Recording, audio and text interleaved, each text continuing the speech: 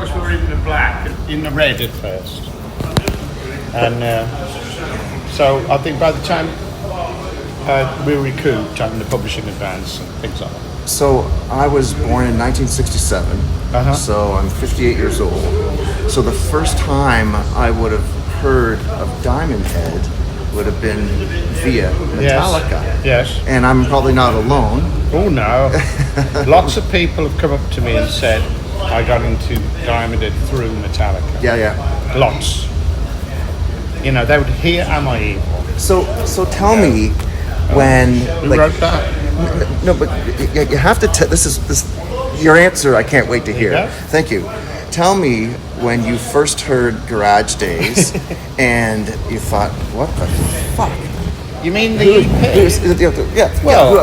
Obviously I knew who is it this was band coming covering out. my band? No, I knew Metallica covered Diamond Head because the very first gig they did, they played like 5 or 6 Diamond Head songs. Yeah, right. Yeah. And the monitor guy who used to work for Diamond Head and then went on to work for Metallica, called Paul Owen, was at that gig, and it was Saxon and Metallica, wasn't it? Yeah. At the Whiskey.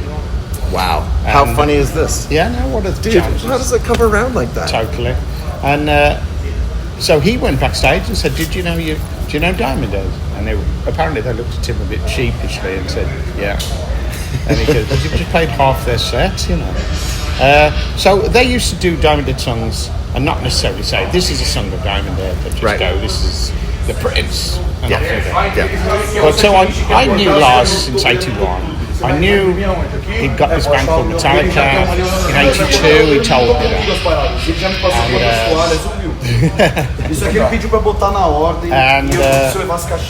So I knew he'd got Metallica. I knew he was a big fan. He'd spent time with me. He'd spent time with Sean in the UK. And then he got in touch and said, we want to cover Am I Evil? Can you send over the lyrics? And so we did that. Yeah. Then I got the copy of the 12-inch singles, Creeping Death, with Am I Evil on the B-side, and Blitzkrieg. Which I have.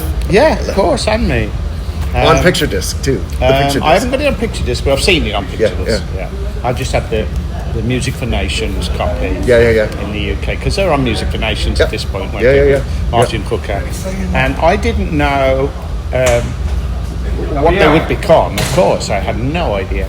To me, it was just Lars's band. You know, he's a big Diamond Head fan, and they've covered one of our songs. And I can remember listening to it with Sean, and we both thought, very respectful. We thought they'd done a good job. That was the first, when you heard it the first time? Yes, you thought it was... in 1994. Okay. And I thought they'd done a good job. They'd worked out the solo, they'd worked the arrangement. It was very powerful, very punchy, tight. Mm-hmm. It was kind of like our version, but a bit more upgraded, a bit more faster, harder.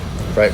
And then I'd bump into Lars. He'd invite me to gigs. I'd get up on stage and play Am I Evil with the David Imodium, for example. Yeah. And I played Helpless with them at the 100 Club as a warm-up for Donington in 87. And, of course, we could keep... Every time they came over to the UK, Lars would make sure I would get a ticket or passes to the show. Right. One second, wait till he goes. And then, I met Cliff Burton, which not everybody can say they did. Absolutely. Because I was invited to Birmingham Odeon on the Master of Puppets tour in 1986. And Lars phoned on the afternoon and said, do you want to, come check Metallica out? I don't know what he said, but anyway, something along them lines. And he said, why don't you come and play Am I Evil with us tonight? And I said, yeah, okay. Really? And so I went to the gig, and then I went backstage. It showed me backstage, and I knew Lars obviously, but and he introduced me to, this is Cliff, this is James, this is Kirk, and so hello, and but they were in the presence of royalty. Yeah, they were pleased to meet me. I know. They were excited to meet me. So Lars explained, okay, we're going to do Am I Evil, and then up to the and then they're going to Damage Inc. So then I Scarborough off stage. Can you tell me about the origins of writing that song? Oh, am I you? Can you remember? The riff. I came up with the riff. Yeah. And then I can remember I used to put riffs onto cassette. Yeah. And then we used to rehearse once a week, and I could play it to Sean and Colin, play the riffs I'd come up with that week. And I remember them both saying, "Oh, that's good, we should do that." Yeah. Okay. So off we go. We have that section. And then it's funny how that section is the same riff over and over. It goes to E, then up to B, but it's the same riff, and it goes back to E for the chorus. The same riff. So Sean's singing a verse bridge chorus over the same riff, but the drum pattern changes underneath it, and the key changes, and somehow it all just works. And it's a great chorus, and Sean did a great job, great lyric, very extreme for 1984. Tell me about the lyrics. Actually, 1980. But the lyrics are well, quite I didn't extreme. write the lyrics. It's a short note of lyrics. Yeah. So, but my mother was a witch. Right. She was burned alive. It was quite. Absolutely. So it was quite extreme for the time. I don't think we thought we'd got a winner though, because we liked all our songs. We liked, we've got Sucking My Love, we've got Helpless, we've got The Prince, we've got Like Teenagers, we've got To Heaven From Hell, which ended up on this album, and we thought they were all great. Yeah. We didn't single out Am I Evil as the one or anything, which it's become. But and we just added to that song then. So we'd probably add on the fast section, Right. which to me is a sort of gallop kind of Children of the Grave kind of feel, but a bit faster. I love that reference. Yeah. And then at one point I added the intro. I just remember listening to, The Planet Suite, Mars, Bringer of War, and thinking, and also I probably borrowed it off a couple of different things. I can remember the rhythm was similar to,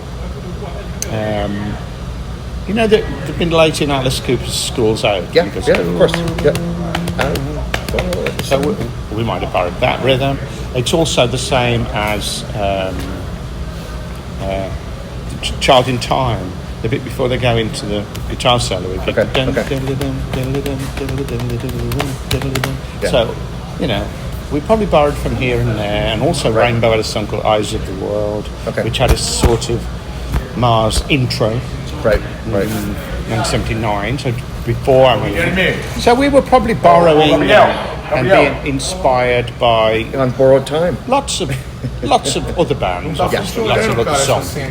So we'd pinch bits from different songs. So tell me when you were But it took about a year to write Am I Evil. About a year? Yeah. About a year.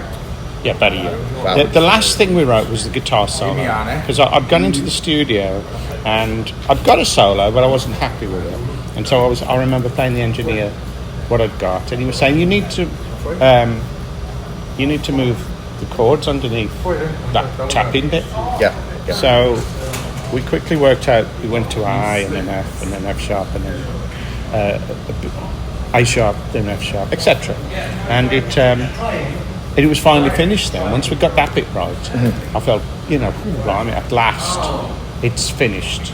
And once you've recorded it, it's done. It's, we stop messing with it. Stop adding to it. And it's finished. You can leave it alone then and rest and move on to the next song. Because it's ever so easy to keep dabbling. Right.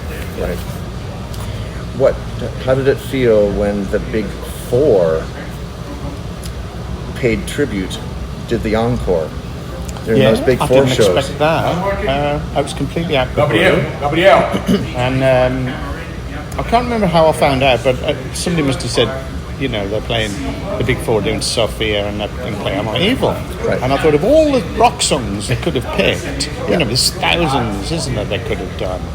Living After Midnight, or a Black Sabbath song. Sure. Could have done Paranoid or something. But that's how important your influence was. It must be, and they must have all thought, that's a good choice. Wow. It's quite simple as well. It's not difficult to play. So I was flattered, and I saw the video. It was a huge crowd, wasn't it? Like 80,000. Yeah, it was Sonosphere, right? Or there was a few shows you're in Bulgaria. Yeah. All right. Right. Yeah. So of course, just again flattered that they picked that song. Like, this is a dumb technical question. How do you plug in that many people? How do you mean? Like, in terms of like performing, you had like 20 musicians playing the same song. I don't know. Right? I don't know. That's like. Yeah, I mean, I'm not in charge of that bit, am I? But yeah, I think they probably had a little rehearsal backstage and then decided, you sing the first verse, you sing the second verse, things like that. They just knew it like the back of their hand. Yeah, maybe. Right? Yeah, right. It was great to hear. And I've played it with Metallica a few times, maybe 5 or 6 times over the years. Mm-hmm. We went to the 30th anniversary in San Francisco in 2011. Right, okay. Sean and I, and we did all 4 Diamond Head songs that they've covered. Amazing. So, I'm Evil, Helpless, The Prince, and It's Electric. When I was a kid in high school, buying Kill 'Em All as a new release, I never thought 40 years later that they would be the biggest band on the planet. No idea. Because no one in my school had a fucking clue who they were. No one. Idea. I was like this ostracized. I mean, no one knew them at all. And that first album was done pretty cheaply and quickly. Yeah. I mean, I would have thought Music for Nations. You want some Wi-Fi, Brian? You have your Wi-Fi? Yes, we have Wi-Fi. I would have thought. I would have thought Music for Nations weren't a big company. Yep. Metal Force Records. Right. So they wouldn't have had a huge budget to spend on that record. Right. And then it just takes off, doesn't it, bit by bit? And then you've got Ride the Lightning and then Master of Puppets. And then I can remember reading that Master of Puppets had sold 1 million copies. And I started to think, fuck, they're much bigger than Diamond Head ever were. How's this happened? And they also got the Aussie gig on that tour, right? Yeah, they did. Right? So. No, it's a fascinating story to see a band go from nothing, because they were nothing. They didn't have any helping hands, did they? No. They didn't have any famous. They had the Zazulas. That's it. That's all. But other people had Zazula. They didn't become Metallica. But with Ride the Lightning, Raven was the headline. That's right. That's right, Raven. And I love them, but wow, things turned overnight. Big change. There's no way. I don't know what people. If anybody ever says, "Oh, I knew Metallica were going to be big," the moment I heard "Kill 'Em All," I don't think so. Yeah. I think it's unlikely. I certainly didn't. I've tipped bands who I thought were going to be big and got it wrong. Right. But I would not have predicted that Metallica would be so big. What band did you get right? Did I get right? Did you get right? No, I've only ever predicted bands who didn't make it. I don't. Right. I mean, I liked Soundgarden early on. And they did well. Yeah. But I'd be into bands like It Bites or the original Lone Star from England. Yeah. I'm a Kerrang baby. Yeah. When Kerrang came out, especially King's like a X. week. I thought King's X were going to be big. Yes. Yeah. And the Wild Hearts, I thought they'd be big. Yeah. And some bands, I think one of the things that Metallica have is Lars is a switched on businessman. Yeah. Very much in charge and very much,